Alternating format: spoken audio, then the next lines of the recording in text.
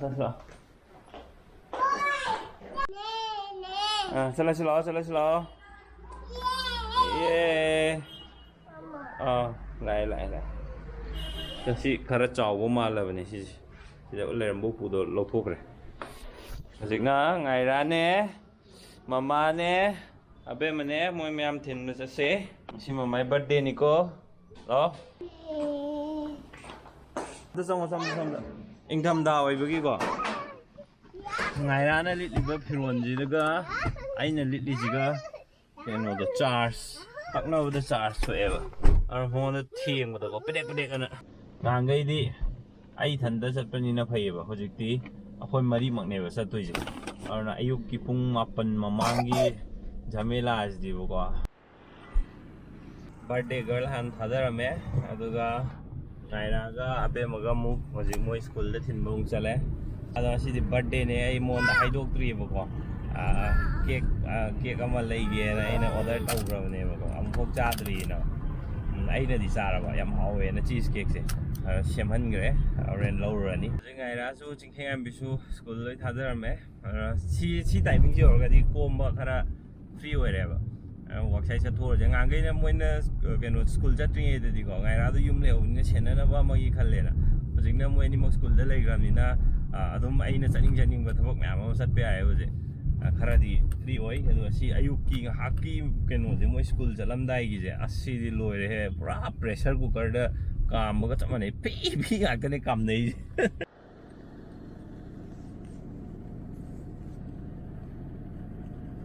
second hand gi dukan khuyam jong je mi je jin men ha sem phom je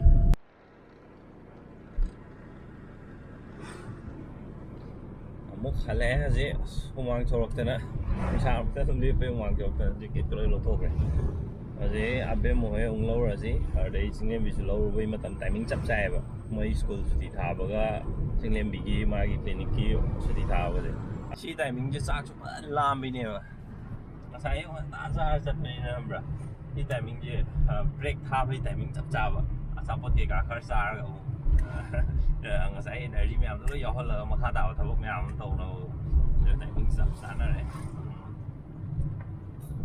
my birthday ki cake chu lo ga da ne hojik se ro ma lo ba satri da han lo thum doi ne ba do lo sala da ram gi ru ga nan lo thore ase je mo ko lo khol bra ji adu ma kha taw hora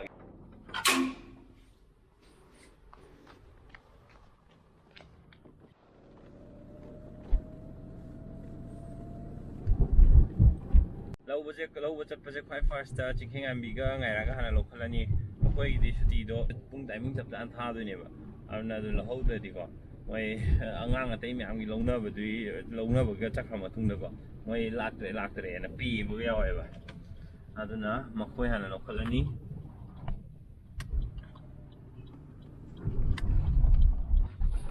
ga makoi lo khala ma tung da singlem bi lo khalani singlem bi gi na ko amuk patient la ga di ngasai hek thaduk pe ade da mai shuti timing do yor ga ju ko patient do lak chal le ga di loina ba dum yeng a leib ni na ne mai na khara theng na ja pe ai lo bu ani be ka dai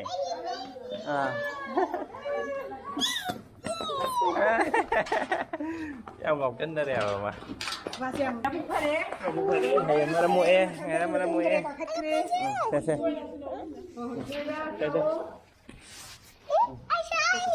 Bye bye Domo. Bye bye. 자. 팅. 엄마 로봇 차시. Muộn đi. Xong, nghe đi. Wow! So beautiful! Về mà school nung ngày đâu bro? Hả? Nung ngày Miss na kay talake.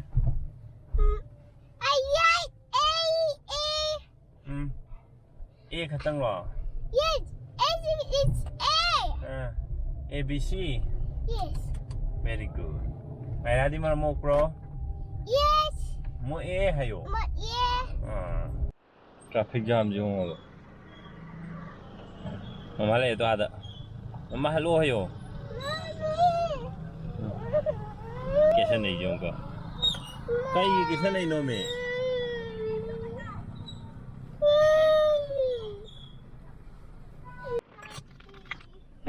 Mama là của tôi không biết lấy cái tâm nhắn lấy rồi ba hay bà. Yếm chara le, yếm chara. Phải giúp suram bane. Lâu vô khó đấy. Một lắm mà ra nè. Nhiều nè, mà chú chưa mà. Ô à. Hà này đúng cái rồi điều. Yếm một mà ra nè, phải giúp chị một số đồ qua darkar lấy co. It's okay. Chapati हो रहा है. Abin mà chắc cái đấy nó hay ba chục bộ. Khang de ko chen chen sana ra. Lấy đâu có mà thầm. Ai na di cake to tumin na puthoke daw ne ba. Tumin na puthoke daw to mana let's go to happy birthday and happy birthday cake big cake daw lai re ko. Ana mama na khara idea di le ho re cake lai ba chat pa man ba gi ko. Ado idea han na order to ine si cake han order to de di phang de ko.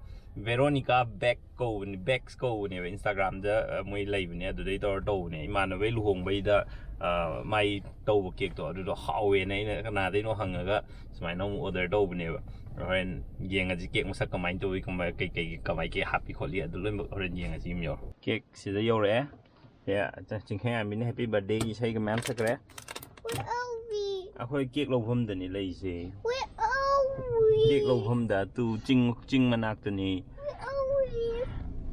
거기 성공기 내리 레이브도 거기 징 당해본 징 만하게 하더더니 까깔로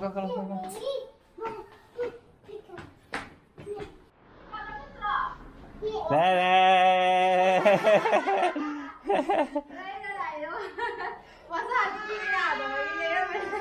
나도 자 미 하는 프리플랜 도로가 이네 담그라보니 아도 cake 깎고도 이까에 주 khẩm sai na ngang de inje la abie ma ya da de lai bini hai chu Ana mấy mà đang sai đấy số này u rồi chứ mà cái số hai rồi. u de he ma di u na te ba na happy birthday cake char oi dra nai na hai ru ba ở đây ne ba hau bi je chin lai hujik lo rui ne ba si je hana order to do dia te ba che Veronica Beck hai si cha nam na ti ye morning day yeng we nu pi ma le ha ai ja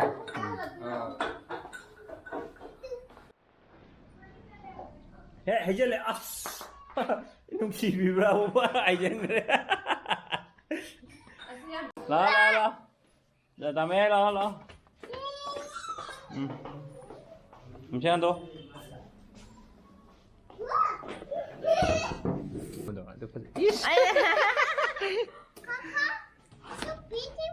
It's so beautiful. Aku.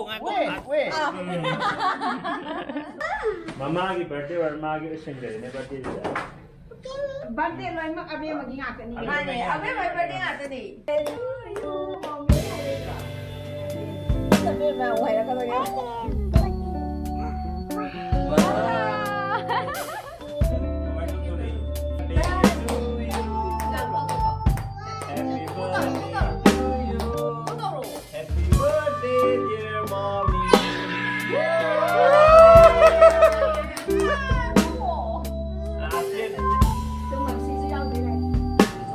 Mập gì à?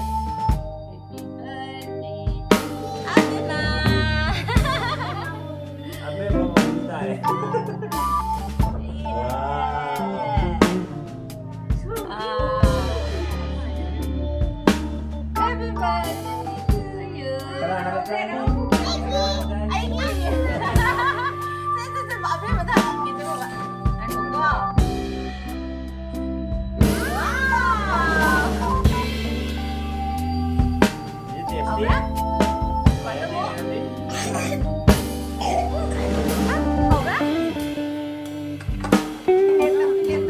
ꯃꯈ꯭ꯔꯦ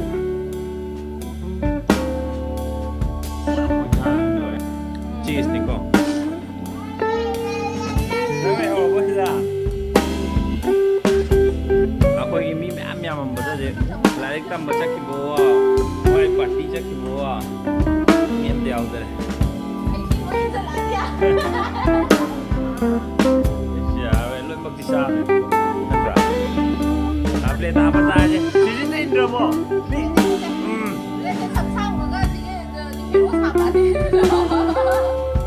Jadi minggu tadi ngaji aja.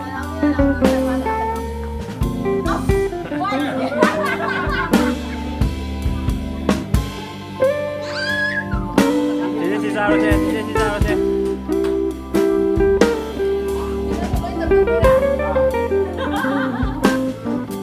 Mau main joget?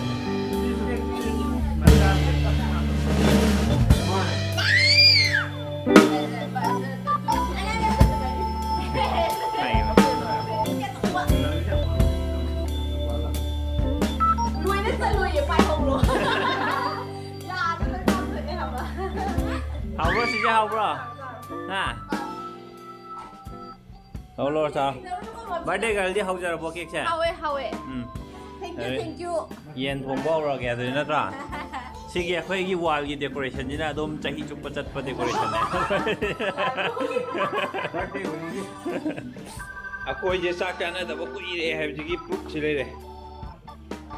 से साक जाना तब को ये है जगह proof नहीं से उखुन में आते. Calling a guy.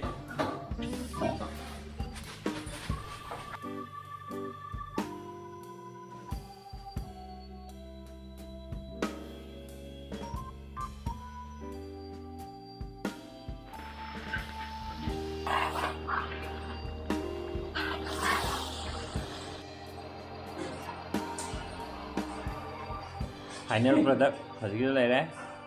Ngasih video tentang saya tension lagi ya. Ngaira cak ini laga. Kami am video lagi yang video kita. Thank you so much. Bye bye. Bye bye tolong Ngaira. Bye bye em tolong mo please. Bye bye. Bye bye hero. Bye em ta hero mo. Tuh mama cak boleh. Bye. Bye.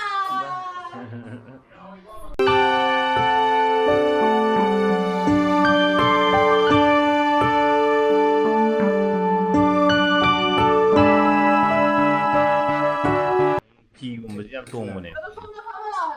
Yau thiên âm lẽ thì đó. Ngày đang đi xa cả rồi.